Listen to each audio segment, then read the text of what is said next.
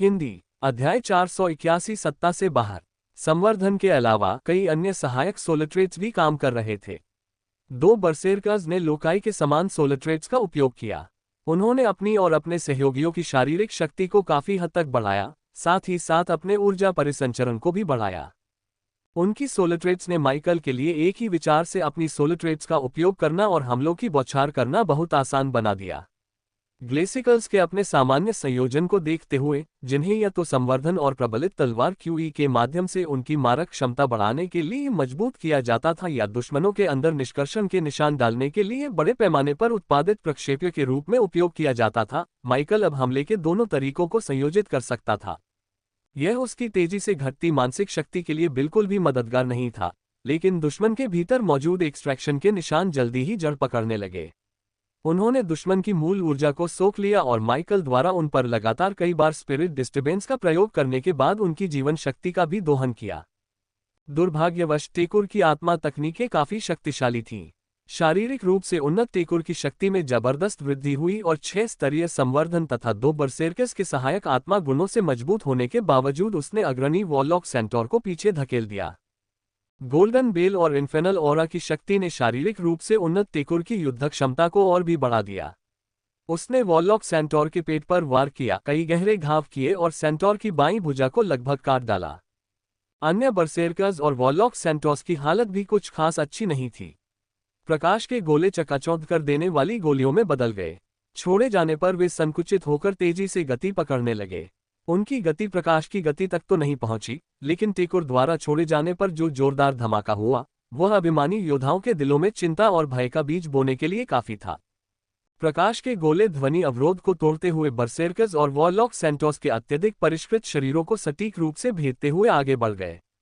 एक नज़र में ही यह पता चल जाता था कि बरसेरकर्स और वॉरलॉक सेंटोर्स या तो अगले 10 मिनट में खून बहने से मर जाएंगे या फिर किसी और तरीके से उनकी मौत हो जाएगी। इसी बीच शैडो डोपेलगैंगर वाला टेकुर स्फेयर्स ऑफ लाइट का इस्तेमाल करने वाले टेकुर से भी कहीं ज्यादा भयानक निकला। जैसे ही उसने अपनी सोल टेक्निक का इस्तेमाल किया, शैडो डोपेलगैंगर 5 हिस्सों में बढ़ गया। उनमें से हर एक मूल टेकुर जितना ही शक्तिशाली था। टेकुर और उसके 5 शैडो डोपेलगैंगर्स ने 6 बरसेरकर्स की जमकर पिटाई शुरू कर दी। बरसेरकर्स ने टेकुर से निपटने के लिए अपनी पूरी ताकत लगा दी, लेकिन इस समय उनकी शारीरिक शक्ति भी उनके सामने टिक नहीं पाई। दुश्मनों के सोलिट्रेट्स के कई प्रतिकूल प्रभाव उन पर पड़ रहे थे, जबकि कई सोलिट्रेट्स ने उनकी युद्ध क्षमता को और भी बढ़ा दिया था।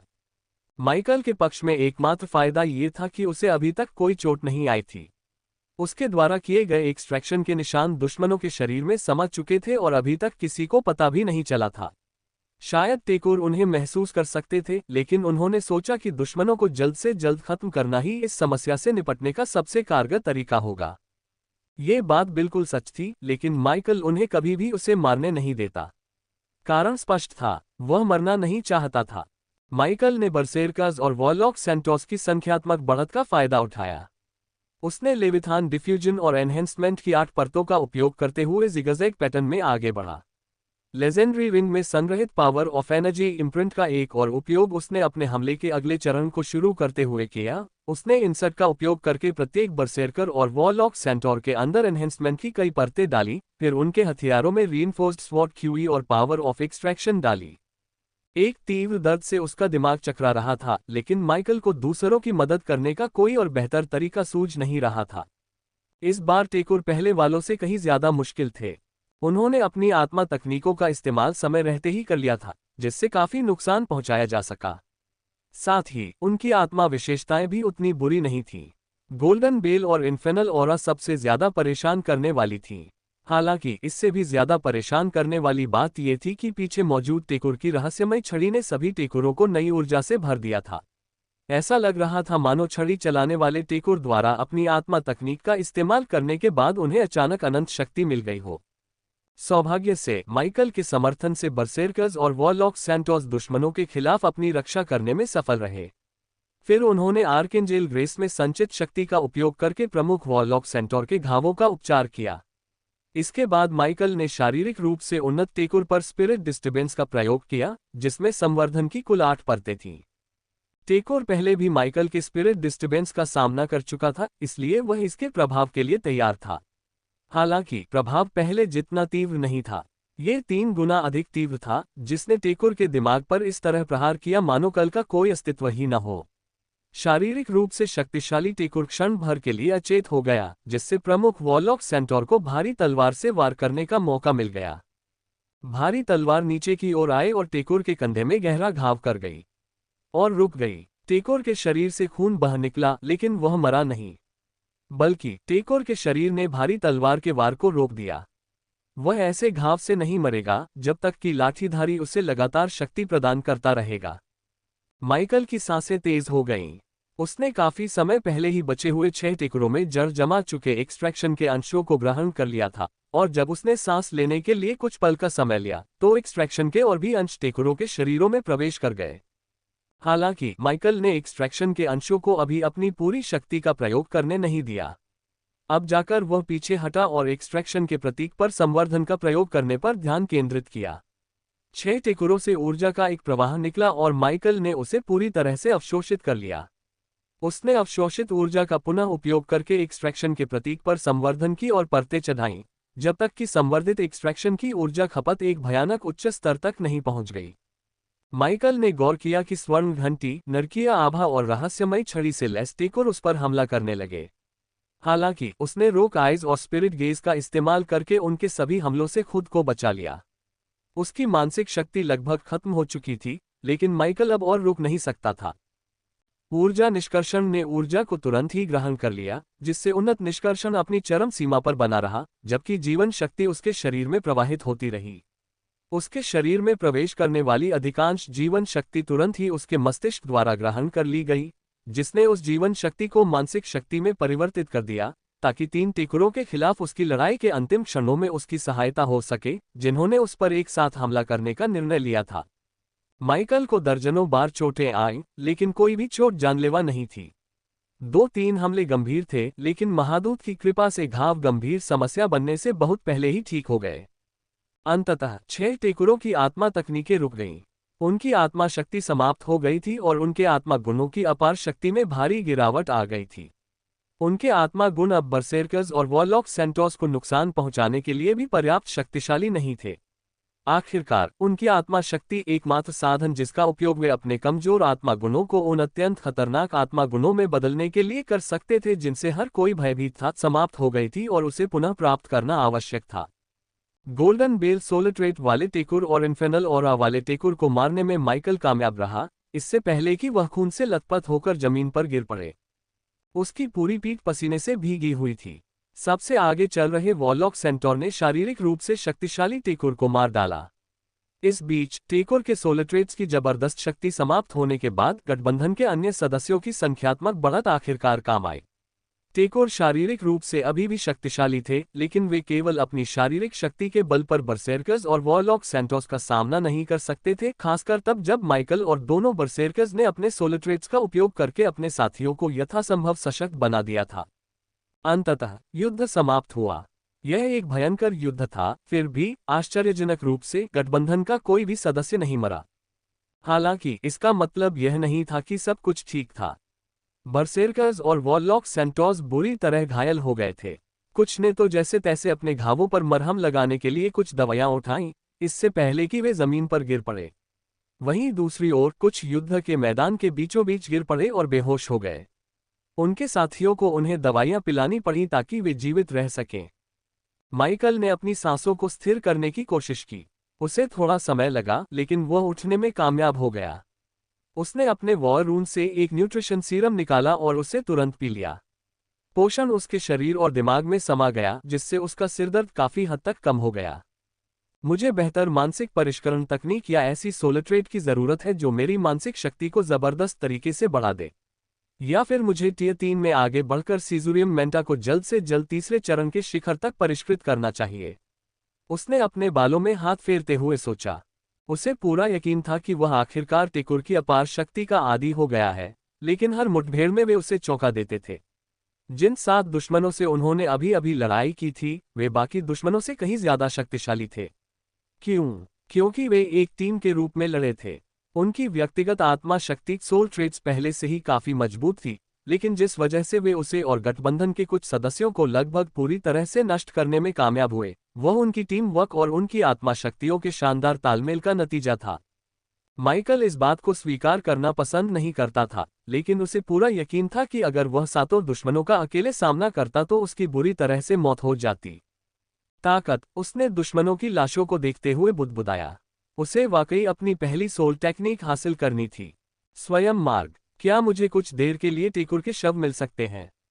माइकल ने प्रमुख वॉरलॉक सेंटोर से पूछा, जिसने टेकुर के खिलाफ भयंकर युद्ध के बाद अपना परिचय ज़ेरोन पोलिक के रूप में दिया था।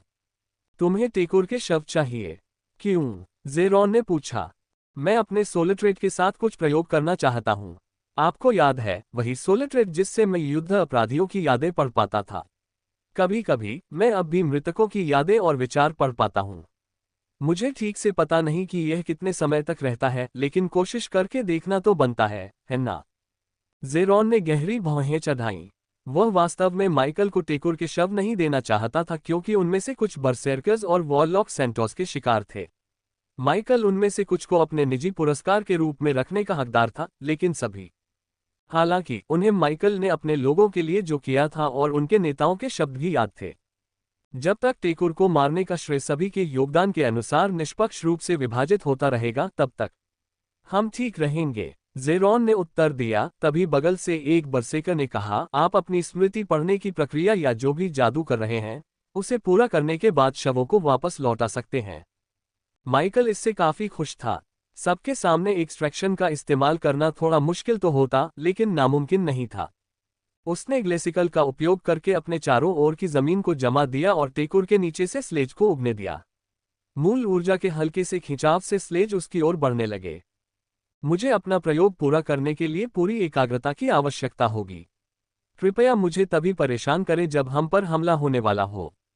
शवों को माइकल के हवाले करते ही उसने अपने चारों ओर ग्लेसिकल का एक घना गुंबद बना लिया। ये गुंबद इतना घना था कि जिज्ञासु व्यक्ति अंदर झांक न सके। इसके बाद माइकल ने एक्सट्रैक्शन डोम को खोल दिया। उसने मेमोरी ऑर्ब्स, उनके वॉर रूम में संग्रहित खजाने, उनके आर्टिफैक्ट्स, सोलस्टार फ्रैगमेंट्स का एक बड़ा भंडार और 2 सोलिट्रेट सिंबल्स को निकालना शुरू किया। इनमें से एक सोलिट्रेट सिंबल रहस्यमयी छड़ी वाले टेकुर का था, जबकि दूसरा सोलिट्रेट शारीरिक रूप से उन्नत टेकुर का था। बाद वाली बात में माइकल की काफी दिलचस्पी थी। हालांकि उसने प्रकाश के क्षेत्र में एक और आत्मा सॉकेट बनाने के बारे में सोचा भी नहीं। सोलिट्रेट्स पन्ना के बक्से में रखे गए थे, जो अन्य लूट के साथ उसके युद्ध रूम में गायब हो गया। लूट में निम्न ऊर्जा पत्थर और कई अन्य सामान थे जिन्हें माइकल के अलावा कोई और मृत लॉर्ड से प्राप्त नहीं कर सकता था। उसके मन में 3100 सोलस्टार फ्रैगमेंट प्रवेश कर गए, जिनका तुरंत उपयोग स्पिरिट गेज को शक्ति प्रदान करने के लिए किया गया।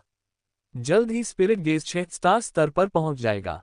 माइकल ने टेकुर से निकाले गए मेमोरी ऑर्ब्स का सेवन किया, एक्सट्रैक्शन डोम को पुनः प्राप्त किया और अपने चारों ओर बर्फ के गुंबद को चकनाचूर कर दिया। वह ज़ेरोन के पास गया और उसे 2 कलाकृतियां और मारे गए टेकुर के शव सौंप दिए। मेरा काम हो गया है। हालांकि मुझे कुछ घंटों के आराम की जरूरत पड़ सकती है। मेरा दिमाग सुस्त है और मेरी ऊर्जा बिल्कुल खत्म हो गई है, माइकल ने थोड़ा झूठ बोलते हुए कहा। उसकी ऊर्जा भंडारण क्षमता कोई समस्या नहीं थी, बल्कि समस्या उसका दिमाग था। उसका दिमाग यादों के सैलाब से भरा हुआ था, जिसे माइकल को टेकुर की आत्मा तकनीक प्रशिक्षण पद्धति का अध्ययन करने के लिए धीरे धीरे आत्मसात करना पड़ा। 3 घंटे पलक झपकते ही बीत गए, तभी माइकल ने एक गहरी आह भरते हुए उठ खड़ा हुआ। क्या मैं ग्लेसिकल के साथ कॉम्पैक्ट लाइट सोल तकनीक का उपयोग कर सकता हूं? माइकल ने सोचा। उन्हें कॉम्पैक्ट लाइट सोल टेक्निक की अच्छी समझ थी और उन्होंने इसका गहन अध्ययन करने के लिए कॉम्पैक्ट लाइट की पुस्तक भी प्राप्त की थी। उन्होंने अभी तक उस पुस्तक पर एक्सट्रैक्शन का प्रयोग नहीं किया था, क्योंकि वे सोल टेक्निक को नष्ट नहीं करना चाहते थे। वह पुस्तक काम आ सकती थी, लेकिन फिर माइकल ने सोचा कि अगर उन्हें सोल टेक्निक की अपनी समझ और ज्ञान साझा करना हो, तो वे इसे मेमोरी क्रिस्टल में डाल सकते हैं। उसने अपने चारों ओर हिमंदी के गुंबद को एक बार फिर विस्फोटित किया और अंतरआयामी ध्वज युद्ध की शुरुआत से अब तक निकाले गए सभी आत्मा तकनीक ग्रंथों को पुनः प्राप्त कर लिया। माइकल ने अब और संकोच नहीं किया। उसने निष्कर्षण शक्ति का प्रयोग किया और प्रत्येक ग्रंथ से ज्ञान का एक अंश प्राप्त किया। ज्ञान के ये अंश उसके मस्तिष्क में समा गए, जहां आत्मा तकनीकों की जानकारी, ज्ञान और समझ ने एक साथ सभी संभावित प्राकृतिक आपदाओं के एक विचित्र मिश्रण की तरह प्रभाव डाला। माइकल को ऐसा लग रहा था कि वह धीरे धीरे आत्मपीड़क बनता जा रहा है, क्योंकि वह इन दिनों लगातार अपने दिमाग को इतना कष्ट दे रहा था। दुर्भाग्यवश अब उसके लिए अपने दिमाग को आराम देना नामुमकिन था। उसे आराम तभी मिल सकता था जब ध्वज युद्ध समाप्त हो जाए, या फिर जब वह मर जाए। मैंने सभी को अपनी आत्मा तकनीकों का स्पष्ट रूप से उपयोग करते देखा। उनकी ऊर्जा का संचार और उनकी ऊर्जा संचार की शक्तियां मेरे मन में स्पष्ट रूप से अंकित हैं। मैं भी ऐसा कर सकता हूं। मुझे कॉम्पैक्ट लाइट का उपयोग करके इसे कॉम्पैक्ट ग्लेसिकल में बदलने में सक्षम होना चाहिए, या कुछ इसी तरह का। माइकल ने अपने सूखे होठों को चाटा। उसे याद आया कि कैसे टेकुर ने अपने लाइट स्फीयर सोलिट्रेट का इस्तेमाल करके संपीड़ित प्रकाश से गोलियां बनाई थीं। मूल अवधारणा यही थी, सोलिट्रेट में संग्रहित आत्मा शक्ति का उपयोग करके एक लाइट स्फीयर को गोलियों में संपीड़ित करना। कॉम्पैक्ट लाइट के ऊर्जा संचार ने टेकुर को लाइट स्फीयर के सोलिट्रेट सिंबल से जुड़ने और आत्मा शक्ति को अपनी ऊर्जा में समाहित करने की अनुमति दी। फिर इस ऊर्जा का उपयोग लाइट स्फीयर को सक्रिय करने और पूरी प्रक्रिया शुरू करने के लिए किया गया। सभी सोल टेक्निक्स की शुरुआत एक समान तरीके से हुई। उन्होंने अपने सोलिट्रेट सिंबल्स में संग्रहित सोल पावर का उपयोग किया, अपनी ऊर्जा को सोल पावर के माध्यम से प्रवाहित किया, उसके कुछ हिस्से को आपस में मिलाया और शरीर में एक विशिष्ट क्रम में प्रसारित किया ताकि सोल पावर और ओरिजिन एनर्जी का संयोजन हो सके। एक बार संयोजन हो जाने पर सोल एनर्जी का निर्माण हुआ, जिसका उपयोग उनके सोलिट्रेट्स को सक्रिय और ओवरक्लॉक करने के लिए किया जा सकता था। उसके बाद आत्मा तकनीकों के अंतिम चरणों का अत्यंत सटीकता के साथ पालन किया जाता था और हमले किए जाते थे, जिससे दुश्मनों पर कहर बरपा होता था। सभी आत्मा तकनीकों के लिए अलग अलग मात्रा में आत्मा ऊर्जा की आवश्यकता होती है। ये बहुत विशिष्ट है, इसलिए मुझे प्रकाश गोलों के बजाय ग्लेसिकल का उपयोग करके बहुत सारे परीक्षण करने होंगे। कुछ समय बाद ये ठीक हो जाना चाहिए, लेकिन मुझे ये भी नहीं पता कि आत्मा तकनीक के साथ उपयोग करने पर ग्लेसिकल कितना अधिक शक्तिशाली हो जाएगा, या मुझे अपनी खर्च की गई आत्मा शक्ति को पुनः प्राप्त करने में कितना समय लगेगा।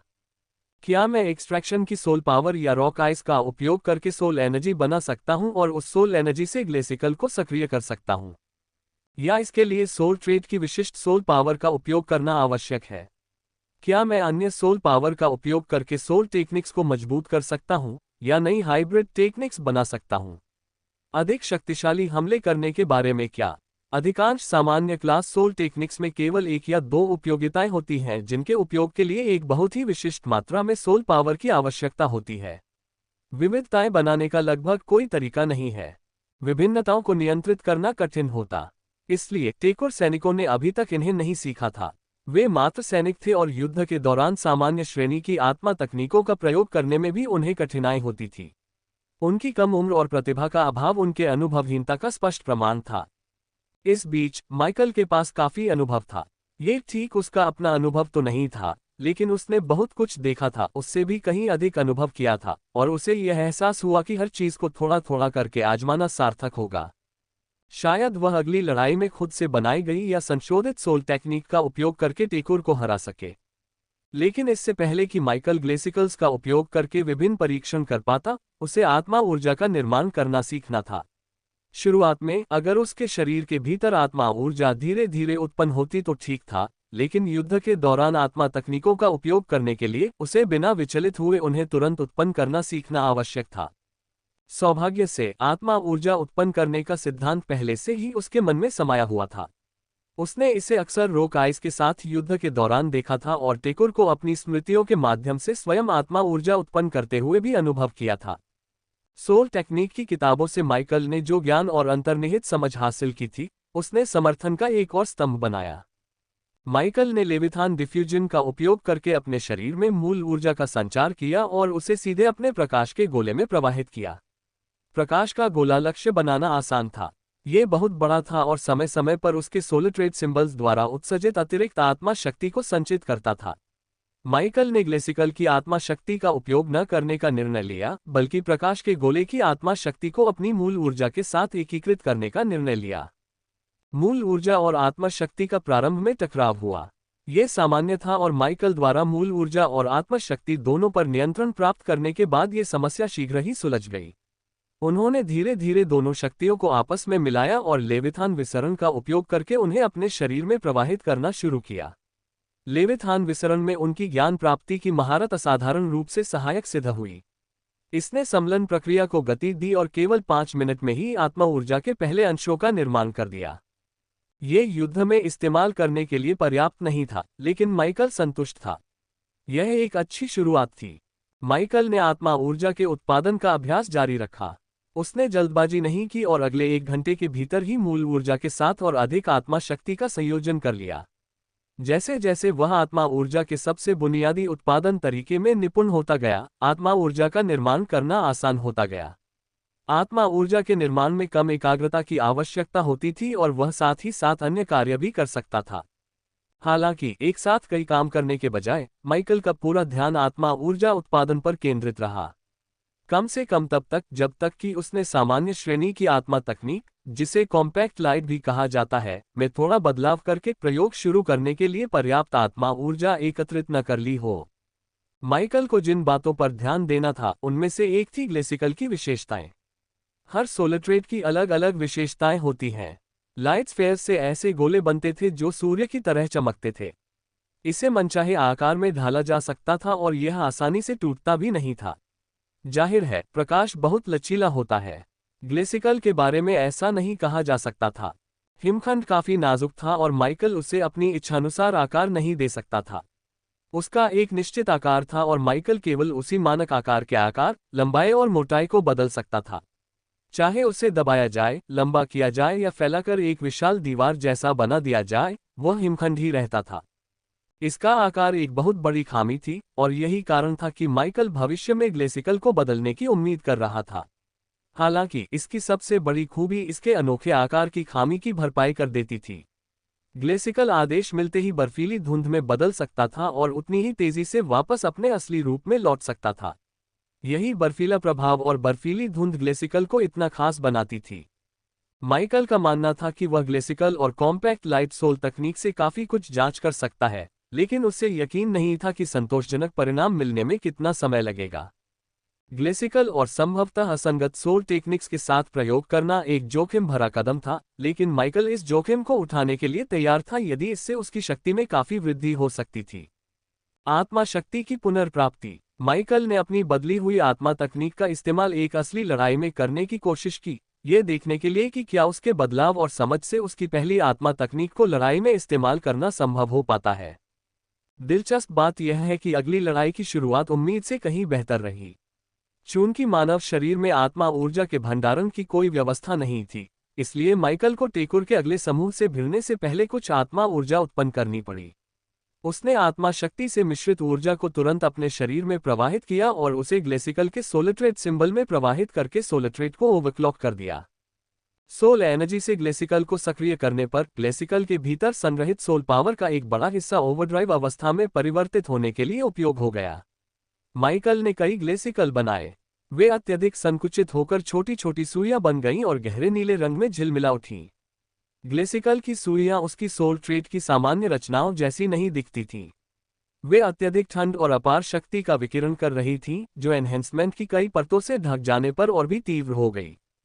माइकल अपनी थोड़ी सी आत्मिक ऊर्जा से कुल 6 ग्लेसिकल सुइयां बना सका। उसने एक सुई को मजबूत नहीं किया, दूसरी पर केवल एक परत, तीसरी पर 2 परतें और इसी तरह आगे भी लगाईं। इसके बाद बनने वाली प्रत्येक ग्लेसिकल सुई पर संवर्धन की एक और परत लगाई गई। यह माइकल के प्रयोग का हिस्सा था। वह देखना चाहता था कि ओवरक्लॉक किए गए सोलट्रेट्स की पावर आउटपुट पर एनहांसमेंट का कितना प्रभाव पड़ता है। क्या यह सामान्य रूप से 50% होगा या प्रत्येक परत की प्रभावशीलता कम हो जाएगी? माइकल को जल्द ही जवाब मिल गया। उसने 6 सोल ग्लेसिकल सुइयों की बौछार करके एक टेकुर पर हमला कर दिया। सुइयां हवा में तेजी से गुजरते हुए ध्वनि अवरोध को पार कर गईं और आसानी से टेकुर के कवच को भेद गईं। एक पल पहले टेकुर अपने सामने खड़े बरसेरकर को चीर-फाड़ करने के लिए तैयार था और अगले ही पल उसका शरीर छेद से भेद दिया गया और अंदर से जम गया। आत्मा तकनीकों के साथ प्रयोग करने पर संवर्धन की प्रभावशीलता कम हो जाती है। क्या इसका कारण यह है कि संवर्धन को आत्मा ऊर्जा भी प्रदान नहीं की गई थी? माइकल ने दूसरा प्रयोग शुरू करते हुए ये सवाल उठाया। वह टेकुर की नजरों से ओझल हो गया और बरसेरकर्स और वॉरलॉक सैंटोस को अपनी जान की बाजी लगाकर लड़ने के लिए छोड़ दिया। माइकल को ग्लेसिकल का दोबारा इस्तेमाल करने के लिए पर्याप्त आत्मा ऊर्जा जुटाने में कुछ समय लगा। उसने गहरी सांस ली और आत्मा ऊर्जा को ग्लेसिकल में प्रवाहित करके बर्फ की एक गोली बनाई। ग्लेसिकल ने गोली का आकार ले लिया। यह थोड़ी खुरदरी थी और बंदूक में पूरी तरह फिट नहीं बैठती थी, लेकिन ये कोई बड़ी बात नहीं थी। महत्वपूर्ण बात तो ये थी कि माइकल ने पूरी आत्मा ऊर्जा का उपयोग करके एक ग्लेसिकल बनाने में कामयाबी हासिल कर ली थी। 6 सुइयां बनाने में जो आत्मिक ऊर्जा खर्च हुई थी, उसका उपयोग ग्लेसिकल बुलेट में नहीं किया गया था। माइकल की सांसें तेज हो गईं। उसे स्पष्ट रूप से महसूस हो रहा था कि ग्लेसिकल के सोलट्रेट सिंबल में मौजूद आत्मिक शक्ति हर पल कम होती जा रही थी, जब तक कि सोलट्रेट को आत्मिक ऊर्जा से सक्रिय रखा जा रहा था। आत्मा ऊर्जा का स्रोत उतना महत्वपूर्ण नहीं था। माइकल अन्य आत्मा गुणों के प्रतीकों की आत्मा शक्ति का उपयोग करके भी आत्मा ऊर्जा उत्पन्न कर सकता था और उसका उपयोग अन्य आत्मा गुणों को सक्रिय करने के लिए कर सकता था। हालांकि आत्मा ऊर्जा से किसी आत्मा गुण को सक्रिय करने पर उनकी आत्मा शक्ति तेजी से कम होती जाती थी जब तक कि पूरी आत्मा ऊर्जा समाप्त न हो जाए। यही कारण था कि जब भी कोई अपने सोल ट्रेट को ओवरक्लॉक करना चाहता था, तो उसके लिए एक निश्चित मात्रा में सोल एनर्जी बनाना इतना महत्वपूर्ण था। आपको अपने हमलों को शक्ति देने के लिए पहले से ही पर्याप्त सोल एनर्जी तैयार रखनी पड़ती थी, अन्यथा आपकी सोल पावर तेजी से खत्म हो जाती। माइकल को इससे कोई खास दिक्कत नहीं थी। कॉम्पैक्ट लाइट एक आत्मा तकनीक थी जो उपयोगकर्ता के प्रकाश क्षेत्रों को संकुचित करती थी। प्रत्येक प्रकाश क्षेत्र को संकुचित करने के लिए एक निश्चित मात्रा की आवश्यकता होती थी। इसलिए यदि कोई अतिरिक्त आत्मा ऊर्जा उत्पन्न करता है, तो वह अधिक प्रकाश क्षेत्र बना सकता है। ग्लेसिकल एक लाइट स्फीयर के समान था। माइकल एक साधारण आदेश से और भी ग्लेसिकल बना सकता था और उसे अपने भीतर मौजूद आत्मा ऊर्जा की मात्रा पर ज्यादा ध्यान देने की जरूरत नहीं थी। उसे बस इतना ध्यान रखना था कि आत्मा ऊर्जा का अंतिम अंश तक उपयोग हो जाए। ग्लेसिकल बुलेट हवा को चीरती हुई गुजरी और एक टेकुर की पीठ पर जा लगी। टेकुर हवा में उड़कर एलायंस के सदस्यों पर पवन ब्लेड और पवन भाले से हमला करने के लिए आगे बढ़ा था। माइकल बरसेरकर्स और वॉरलॉक सैंटोस के पीछे छिपकर उनके दुश्मनों पर हमला कर रहा था। उसकी मौजूदगी का किसी को पता ही नहीं चला। टेकुरों के लिए तो यह कोई खास बात नहीं थी जब तक कि उनमें से 2 मारे नहीं गए। ग्लेसिकल बुलेट हवा में तेजी से गुजरी और अपने रास्ते में आने वाली हर चीज को जमा दिया। माइकल के सामने खड़े बरसेरकर्स और वॉरलॉक सैंटोस भी सोल ग्लेसिकल बुलेट की जबरदस्त शक्ति से बच नहीं पाए। बुलेट उनके पास से गुजरते ही उनकी त्वचा जम गई। बुलेट टेकुर की छाती में घुस गई और फटने से पहले ही उसके अंदर गहराई तक धंस गई, जिससे भारी मात्रा में जमा देने वाली धुंध निकली। ये जमा देने वाली धुंध भी बहुत शक्तिशाली थी, इसलिए सामान्य से कई गुना ज्यादा असरदार थी। सोल ग्लेसिकल बुलेट से घायल टेकुर वहीं जम गया। वह उस जबरदस्त शक्ति के आगे कुछ भी नहीं कर पाया जिसने उसे अचानक एक जमी हुई मूर्ति में बदल दिया। एक साधारण कॉमन क्लास सोल टेक्निक ग्लेसिकल की सोल पावर का लगभग 1/4 हिस्सा खत्म कर देती है। सौभाग्य से ग्लेसिकल पहले से ही 5 स्टार सोल ट्रेट वाला सैनिक है। इसका मतलब है कि इसकी मूल शक्ति पहले से ही काफी शक्तिशाली है। कम रेटिंग वाले सोल ट्रेट वाले टेकुर सैनिकों के विपरीत ग्लेसिकल की सोल पावर पूरी तरह खत्म हो जाने के बाद मुझे ज्यादा नुकसान नहीं होगा। माइकल ने टेकुर के खिलाफ लड़ाई में सक्रिय रूप से शामिल होने से पहले ही यह बात समझ ली थी। उसे बहुत कुछ परखना था, लेकिन उससे भी ज्यादा जरूरी था कि उसके आसपास के बरसेरकर्स और वॉरलॉक सैंटोस की जान बच जाए। उसकी व्यक्तिगत शक्ति जल्द ही बढ़ने वाली थी, लेकिन उसे दूसरों को उनके हाल पर छोड़ने का दुख था। दूसरा युद्ध कुछ देर तक चला। दुर्भाग्यवश ज़ेरोन और उसकी टीम के साथ दूसरे युद्ध का परिणाम पहले युद्ध जितना सफल नहीं रहा। माइकल ने एक बार फिर 3 टेकुर को मार गिराया, लेकिन ये स्पष्ट हो गया कि उसके आसपास मौजूद बरसेरकर्स और वॉरलॉक सैंटोस टेकुर के सामने भारी नुकसान में थे। इस युद्ध में 2 वॉरलॉक सैंटोर और 1 बरसेका मारे गए। आसपास के सभी टेकुरों के मारे जाने के बाद वातावरण में तनाव का माहौल छा गया था, लेकिन कोई भी अत्यधिक उदास नहीं था। शक्तिशाली शत्रुओं के विरुद्ध लड़ते हुए मरना सम्मान की बात थी। टेकुर निस्संदेह शक्तिशाली थे और बरसेरकर्स और वॉरलॉक सैंटोस उन्हें योग्य प्रतिद्वंद्वी मानते थे, इसलिए पूरी शक्ति से उनका सामना करना सम्मान की बात थी। बेशक अपने शक्तिशाली शत्रुओं पर विजय प्राप्त करना और भी बड़ा सम्मान होता, लेकिन युद्ध में मरना कोई अपमान की बात नहीं थी, बल्कि यह उन कुछ मौतों में से एक थी जिन्हें सभी बरसेरकर्स और वॉरलॉक सैंटोस ने सर्वसम्मति से स्वीकार किया था। माइकल को इस बात पर थोड़ा अजीब लगा, लेकिन उन्हें उनकी परंपराओं और मूल्यों पर टिप्पणी करने का क्या अधिकार था, बल्कि उन्हें उनका सम्मान करना चाहिए और उनसे सीखना चाहिए। ओरिजिन एक्सपेंस युद्ध और मृत्यु से भरा एक इलाका था। अगर युद्ध में मरना सम्मानजनक होता, खासकर अगर आप अपनी जाति या क्षेत्र के लिए लड़ते हुए मरते, तो माइकल के लिए अपनी प्रजा के सामने खड़े होकर उन्हें युद्ध के लिए तैयार होने को कहना कहीं ज्यादा आसान होता। लेकिन असल में माइकल की नेतृत्व क्षमता की कमी ही उसकी प्रजा को नियंत्रित करने में परेशानी का मुख्य कारण थी। माइकल ने अपना सिर हिलाया और टेकोर के शवों को इकट्ठा किया। उसने अपने चारों ओर ग्लेसिकल का एक गुंबद बनाया और उन पर एक्सट्रैक्शन का प्रयोग करना शुरू कर दिया। एक्सट्रैक्शन द्वारा सोलर स्टार फ्रैगमेंट प्राप्त करने और शेष लूट को निकालने के दौरान उसका ध्यान एक समय में एक ही टेकोर पर केंद्रित था। इसी दौरान उसने एक बेहद दिलचस्प बात पर ध्यान दिया। उसके सामने गिरे सोलर स्टार फ्रैगमेंट्स का ढेर पहले से थोड़ा छोटा था। पहले टेकोर से, जिसे उसने निकाला था, बाकी टेकोर की तुलना में कम सोलर स्टार फ्रैगमेंट्स निकले थे। लेकिन माइकल ने सिर्फ यही बात नहीं देखी। माइकल को साफ तौर पर महसूस हुआ कि सोलर स्टार फ्रैगमेंट्स निकालने की प्रक्रिया से मृत टेकोर के भीतर मौजूद सोल पावर के अवशेष भी निकल जाते हैं। ग्लेसिकल के सोलट्रेट सिंबल में संचित आत्मा शक्ति को निष्कर्षण के माध्यम से पुनःपूर्ति की जा रही थी। रुको रुको रुको, तो तुम मुझे बता रहे हो कि मैं जागृत और लॉर्ड्स के मृत शरीरों से आत्मा शक्ति निकालकर अपनी आत्मा शक्ति को पुनः भर सकता हूं? ये तो अद्भुत है। माइकल जानता था कि एक्सट्रैक्शन अद्भुत था, लेकिन उसके पास एक्सट्रैक्शन का इस तरह से अत्यधिक उपयोग करने के बारे में सोचने का समय भी नहीं था। एक्सट्रैक्शन द्वारा उसकी खर्च की गई सोल पावर की भरपाई के बाद उसे प्राप्त सोलर स्टार फ्रैगमेंट की मात्रा कम थी, लेकिन बहुत मामूली अंतर से।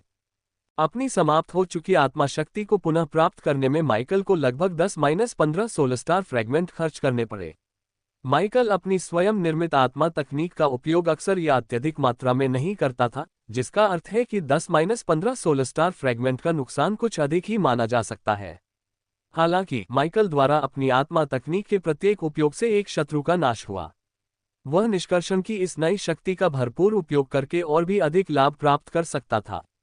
क्या इसका मतलब यह है कि मैं सोलर स्टार फ्रैगमेंट्स को सोल पावर में भी परिवर्तित कर सकता हूं, या मुझे उन्हें हाल ही में मारे गए वेकेंट से सीधे प्राप्त करना होगा? माइकल को इस बारे में पक्का यकीन नहीं था, लेकिन वह आसानी से जवाब ढूंढ सकता था। उसने कुछ आत्मा ऊर्जा उत्पन्न की और एक छोटी सी आत्मा हिमंदी सुई बनाई, जिसे उसने आकाश में बहुत ऊपर छोड़ दिया। अब जब उसकी कुछ आत्मा शक्ति फिर से कम हो गई थी, तो माइकल ने खर्च हुई आत्मा शक्ति को पुनः प्राप्त करने के इरादे से मुट्ठी भर आत्मा तारा के टुकड़े खा लिए। और यह कारगर साबित हुआ। सचमुच में ये कारगर हुआ। माइकल ने अपने सूखे होठों को चाटा और सभी टेकोर शरीरों से लाभ निकालने का काम पूरा किया। फिर उसने उनके सोलर स्टार फ्रैगमेंट को अवशोषित किया और निकाले गए 2 सोलट्रेट सिंबल को सुरक्षित रख लिया। जब तक मेरे पास खर्च हो चुकी सोल पावर को तुरंत पुनः प्राप्त करने के लिए पर्याप्त सोलर स्टार फ्रैगमेंट है, तब तक मुझे वास्तव में युद्ध में पीछे हटने की जरूरत नहीं है। उसके बाद उसने एक अजीब सी मुस्कान के साथ मेमोरी ऑर्ब्स पर नजर डाली। अगर मैं टेकोर होता तो मैं भाग जाता। इसके बाद माइकल ने मेमोरी ऑर्ब्स का सेवन किया।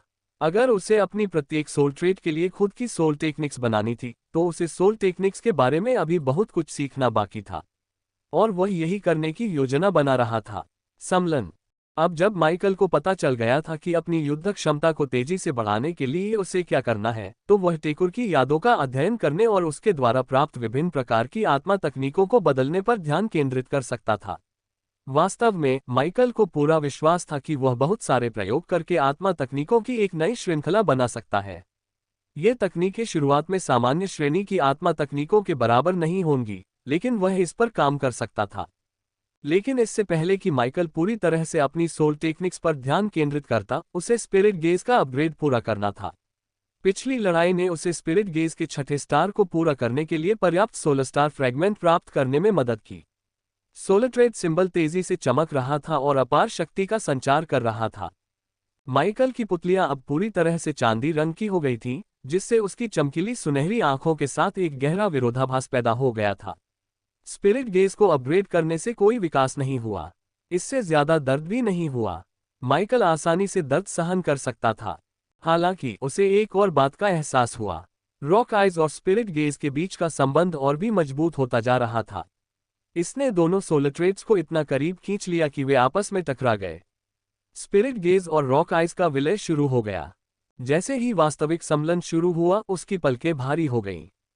उसे अपनी आंखें बंद करने के लिए मजबूर होना पड़ा और असहनीय दर्द का अनुभव हुआ, क्योंकि लाखों छोटी पिघलती सुइयां उसकी आंखों में चुभ रही थीं।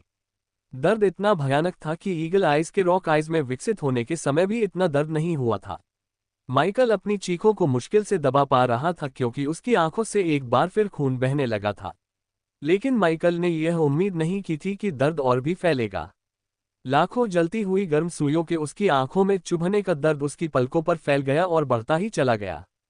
मेरी ज्यादातर सोलेट्रेट्स को अपग्रेड करना इतना दर्दनाक क्यों है? मुझे बिना प्रताड़ित किए कुछ शक्ति क्यों नहीं दी जा सकती? क्या ये काम नहीं करेगा? माइकल मन ही मन कोस रहा था, लेकिन वह दर्द सहने और जल्द ही इसके खत्म होने की उम्मीद करने के अलावा कुछ नहीं कर सकता था। उसके पास और कोई चारा नहीं था। उसने सूर्य सैनिक की श्वास तकनीक का उपयोग करके अपनी सांस को नियंत्रित करने का प्रयास किया, लेकिन इसका कोई खास असर नहीं हुआ। इससे बस कुछ समय ही बीता। माइकल ने दांत पीसते हुए मुट्ठियां भींच ली, यहां तक कि उसके नाखून उसकी हथेलियों में गहरे धंस गए। दर्द सहते हुए उसकी मुट्ठियों से खून टपकने लगा। समय बहुत धीरे धीरे बीतता हुआ प्रतीत हो रहा था। दर्द उसे याद दिला रहा था कि एक पल भी अनंत काल जैसा लग सकता है। ये भयावह था। फिर भी माइकल ये जानते हुए इसे सहन कर रहा था कि इसका फल भरपूर मिलेगा। वह जानता था कि यह सब खत्म होने के बाद उसकी ताकत एक बार फिर से बढ़ जाएगी। इसलिए वह बेसब्री से इंतजार कर रहा था, अपनी पूरी ताकत झोंकते हुए। रॉक आइज और स्पिरिट गेज के सोलेट्रेट प्रतीक आपस में टकरा गए। प्रतीकों पर दरारें पड़ गईं और वे अनगिनत छोटे छोटे टुकड़ों में बिखर गए। इसके बाद सोलेट्रेट प्रतीक गायब हो गए। माइकल के भीतर स्थित प्रकाश का गोला जोर से गूंज रहा था। ऐसा लग रहा था मानो प्रकाश का गोला अपने दो आत्मिक गुणों के खोने का शोक मना रहा हो। माइकल ने रॉक आइज और स्पिरिट गेज पर अपना नियंत्रण खो दिया, फिर भी उसे इसका जरा भी एहसास नहीं हुआ। वह बस इतना ही महसूस कर पा रहा था कि दर्द की तीव्रता अचानक कई गुना बढ़ गई है। प्रकाश का गोला तेजी से चमक रहा था, जबकि रॉक आइज और स्पिरिट गेज के टुकड़े आपस में खींचे चले आ रहे थे। रॉक आइज और स्पिरिट गेज के सार एक दूसरे के चारों ओर कुंडल की तरह घूम रहे थे। दोनों सोलेट्रेट्स के बीच बना संबंध कुंडल के साथ साथ फैल गया था, जिससे दोनों सोलेट्रेट्स जुड़कर एक उचित डबल हेलिक्स बन गए थे। अगर माइकल अभी सोलेट्रेट्स की संरचना देख पाता तो शायद वह इसकी तुलना डीएनए की भौतिक संरचना से करता। पूर्व में इसे एसेंस हेलिक्स कहा जाता था और इसने अपने चारों ओर के टुकड़ों को आकर्षित किया। ये टुकड़े एसेंस हेलिक्स में समा गए, जिसने नए सिरे से आकार लेना शुरू किया और कई घंटों के दौरान आपस में मिलकर एक हो गए और उन दो सोल सॉकेट्स में से एक में जड़ जमा ली, जिन्हें वे पीछे छोड़ गए थे। जैसे ही नवगठित सोलेट्रेट ने अपना प्रभाव जमाया, माइकल के शरीर में व्याप्त अधिकांश दर्द गायब हो गया। ज्ञान और समझ का सैलाब उसके शरीर में उमड़ पड़ा और पिछले कुछ घंटों से उसे सता रहे दर्द को मिटा दिया। माइकल ने दांत पीसते हुए पसीने से तर पीठ के बल जमीन पर गिर पड़ा। उसके गीले कपड़े उसके शरीर से जोंक की तरह चिपके हुए थे। ये घिनौना था और उसे असहज महसूस करा रहा था। हालांकि इस समय माइकल हिल नहीं सकता था। उसे सिर्फ अपनी आंखों और शरीर के भीतर की बेचैनी का एहसास हो रहा था। रॉक आइज और स्पिरिट गेज के विलय के बाद दोनों सोल सॉकेट में से केवल एक ही भरा हुआ था। प्रकाश का गोला इसके विरुद्ध घूम रहा था। वह प्रकाश के गोले को नुकसान पहुंचाए बिना आत्मा के सॉकेट को नष्ट नहीं कर सकता था, और प्रकाश के गोले को नुकसान पहुंचाना माइकल बिल्कुल नहीं चाहता था। उसे नहीं पता था कि अगर प्रकाश का गोला क्षतिग्रस्त हो गया या टूट गया तो क्या होगा। दूसरी संभावना सबसे बुरी स्थिति थी, लेकिन माइकल को यकीन नहीं था कि ऐसा कभी नहीं होगा। जोखिम लेना उचित नहीं था। इसका मतलब था कि उसे खाली सोल सॉकेट को भरने के लिए एक और सोलेट्रेट का इस्तेमाल करना होगा, नहीं तो उसे अनंत काल तक अपने भीतर यह असहज खालीपन महसूस होता रहेगा या कुछ ऐसा ही। माइकल ने वास्तव में अपने वॉर रूम में एक नया सोलेट्रेट जोड़ने की योजना नहीं बनाई थी, लेकिन उसके पास कोई विकल्प नहीं था। या तो उसे एक नया सोलेट्रेट जोड़ना ही था, या फिर वह तब तक खालीपन महसूस करता रहेगा जब तक कि वह अंततः अपने स्फीयर ऑफ लाइट की मांगों के आगे हार नहीं मान लेता। लेकिन इससे पहले कि माइकल प्रकाश के गोले की इच्छाओं और मांगों के आगे झुक जाए, उसे अपने मिश्रित सोलेट्रेट की शक्ति के बारे में और अधिक जानकारी प्राप्त करनी थी। स्पिरिट आइज, यही उसके सोलेट्रेट का नाम था। उसे मिली जानकारी और समझ की बाढ़ ने उसे इसके बारे में काफी स्पष्ट रूप से बता दिया था। जानकारी का भंडार भी सामान्य से कहीं अधिक था। फिर भी माइकल सब कुछ समझने के लिए संघर्ष कर रहा था। स्पिरिट डिस्टर्बेंस अभी भी मौजूद है। फर्क सिर्फ इतना है कि इसका नाम बदलकर स्पिरिचुअल डोमिनेशन हो गया है। स्पिरिचुअल डोमिनेशन स्पिरिट डिस्टर्बेंस से 3 गुना ज्यादा शक्तिशाली है। अद्भुत। लेकिन अब और भी बहुत कुछ है। स्पिरिट साइट मुझे अदृश्य चीजें देखने की शक्ति देती है। मैं अब लगभग सब कुछ महसूस कर सकता हूँ, आत्माओं से लेकर मेरी दृष्टि में मौजूद ऊर्जा के हर छोटे से छोटे विवरण तक, और मैं इनमें से अधिकांश को लगभग तुरंत ही समझ और संसाधित कर सकता हूँ। यह अद्भुत है। माइकल अपने विचारों में डूबा हुआ था। उसने जो ढेर सारी जानकारी इकट्ठा की थी उसका विश्लेषण कर रहा था, तभी बगल से कोई उसके पास आया। उसने देखा कि एक बड़ा हाथ उसके कंधे की ओर बढ़ रहा है। माइकल ने उस आकृति को बस अपनी आंखों के कोने से देखा, लेकिन वह तुरंत हरकत में आ गया। वह पीछे की ओर लुढ़का और एक सहज गति से उछल पड़ा, अपने पैरों को स्थिर करते हुए युद्ध की मुद्रा में आ गया, अपनी सोलट्रेट्स का उपयोग करने और एथर को प्रदर्शित करके उस अज्ञात आकृति से लड़ने के लिए तैयार था। तभी उसे एहसास हुआ कि वह कौन है। वह ज़ेरोन था। लेकिन कुछ अजीब था। वह आकृति ज़ेरोन की थी, जो प्रमुख वॉरलॉक सेंटोर था, लेकिन उलझन वाली बात यह नहीं थी। ज़ेरोन अभी तक उसके पास नहीं पहुंचा था। ग्लेसिकल का गुंबद पिछले कुछ घंटों में कहीं टूट गया था, लेकिन उसके कुछ अवशेष अभी भी बचे थे। ज़ेरोन ने अभी तक गुंबद के अवशेषों को पार भी नहीं किया था।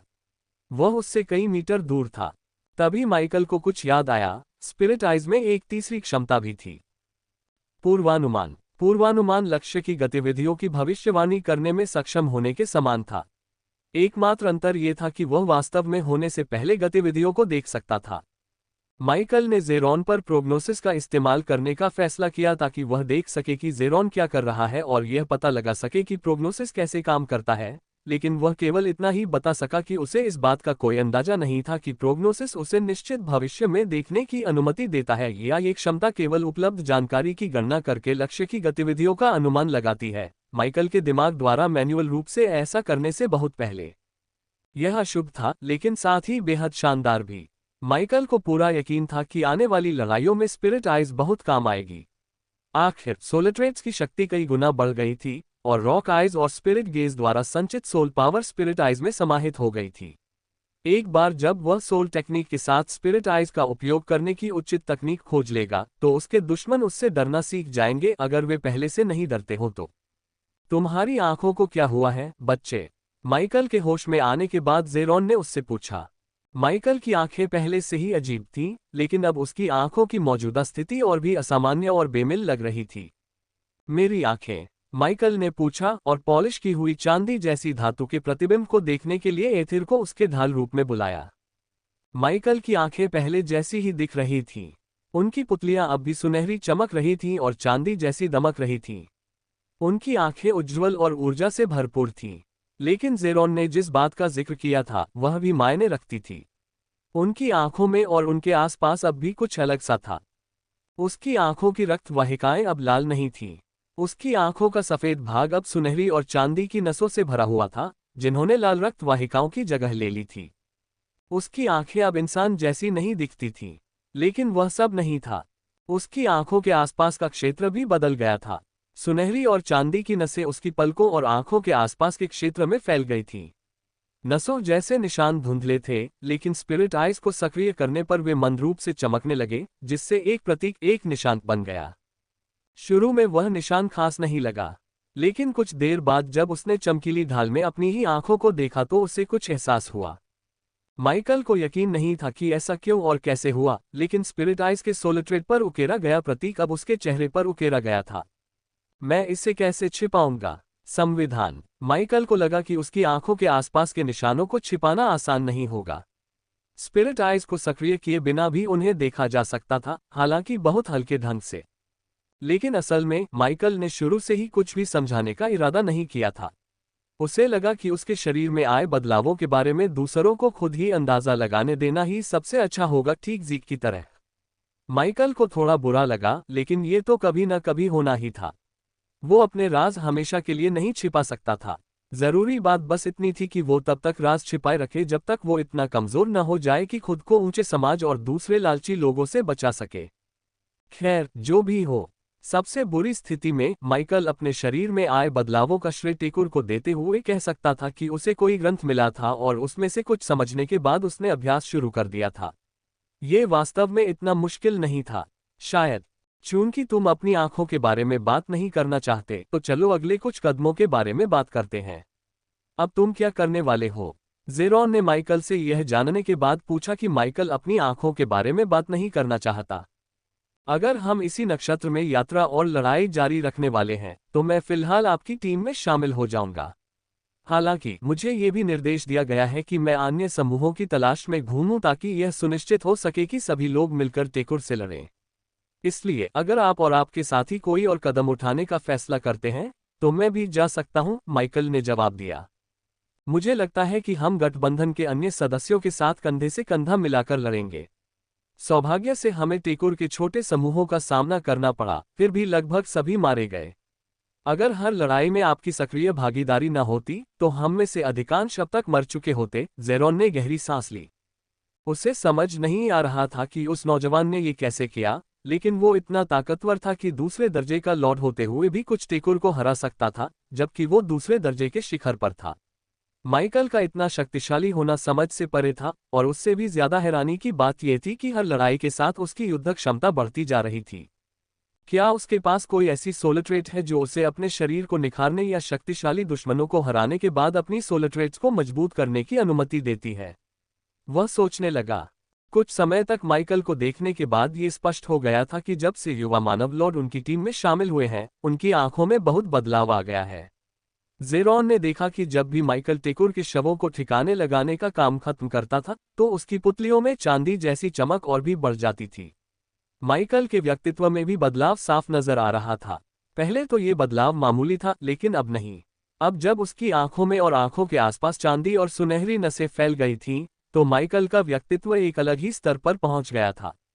ज़ेरॉन को पूरा यकीन था कि माइकल पहले से कहीं ज्यादा ताकतवर हो गया था। यहां से निकलने के बाद मुझे इस बारे में सरदार को सूचित कर देना चाहिए। माइकल को समझ नहीं आ रहा था कि ज़ेरॉन के मन में क्या चल रहा है। वे कुछ मिनट तक बातें करते रहे और फिर अपने अपने रास्ते चले गए। ज़ेरॉन और उसका समूह गठबंधन के अन्य सदस्यों से मिलने वाला था, जबकि माइकल ने अकेले ही उस एकांत आयाम में यात्रा करने का फैसला किया।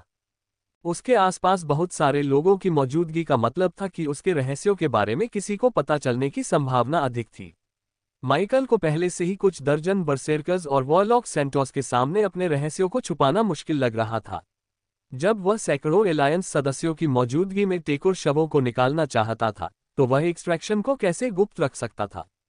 यह तरीका काम नहीं करेगा। इसलिए अब उनके लिए अकेले यात्रा करने का समय आ गया था। उन्हें ऐसा करने के लिए पर्याप्त आत्मविश्वास महसूस हो रहा था, चाहे कुछ भी हो जाए। अब जब वह जा रहा था तो उसे केवल एक छोटी सी समस्या का समाधान करना था। उसे स्पिरिट गेज द्वारा छोड़े गए खाली सोल सॉकेट को रॉक आइस के साथ मिलकर भरना था। ज़ेरॉन और उसके साथियों से कुछ औपचारिक बातचीत करने के बाद माइकल वहां से चला गया। वह फुर्ती से विपरीत दिशा में भागा। उसे उम्मीद थी कि आने वाले कुछ दिनों में उसका सामना कई टेकुरों से होगा। अब समय आ गया था कि वह अपनी संशोधित आत्मा तकनीक का थोड़ा और अभ्यास करे और अपनी रचनात्मकता, ज्ञान और आत्मा तकनीक की समझ का उपयोग करके अपनी खुद की आत्मा तकनीकों को संयोजित करे।